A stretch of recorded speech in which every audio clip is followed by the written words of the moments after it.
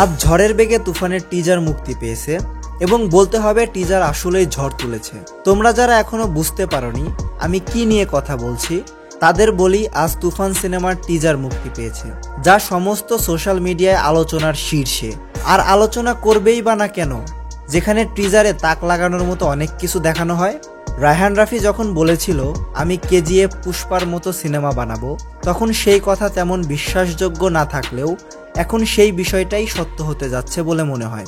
প্রতিটা সিন দেখানোর স্টাইল অসম্ভব সুন্দর ছিল। ডায়লগগুলো 90-এর দশকে যেমন ছিল তেমনই রাখা হয়েছে। শরীরে একদম কাটা দিয়ে ওঠে ডায়লগগুলো শুনলে। কস্টিউমের কাজ এর আগে এত সুন্দর কোথাও দেখতে পাওয়া যায়নি বাংলা সিনেমায়। টিজারে ডায়লগ মাত্র 4টার কাছাকাছি, তবুও মনে হয় তুফান সিনেমা আমাদের অনেক কিছু বলতে চায়।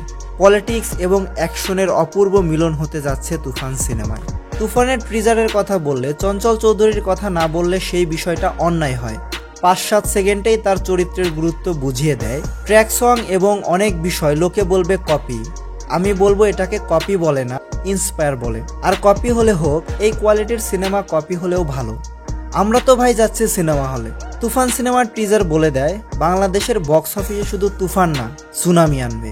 নেগেটিভ অনেক কিছু খুঁজতে ট্রাই করেছি, তেমন কিছু খুঁজে পাইনি। বাংলাদেশের ইতিহাসে অন্যতম সেরা টিজার বলা যেতে পারে এই তুফান সিনেমার টিজারকে। আপনারা কি মনে করেন কমেন্টে জানাবেন। আমরা কমেন্ট থেকে সেরা কমেন্ট বাছাই করে তুফান সিনেমার টিকিট গিভঅ্যাওয়ে করব। তাই আপনাদের মূল্যবান মতামত অবশ্যই জানাবেন। ধন্যবাদ। আর ভিডিওটি ভালো লাগলে অবশ্যই একটি লাইক দিবেন।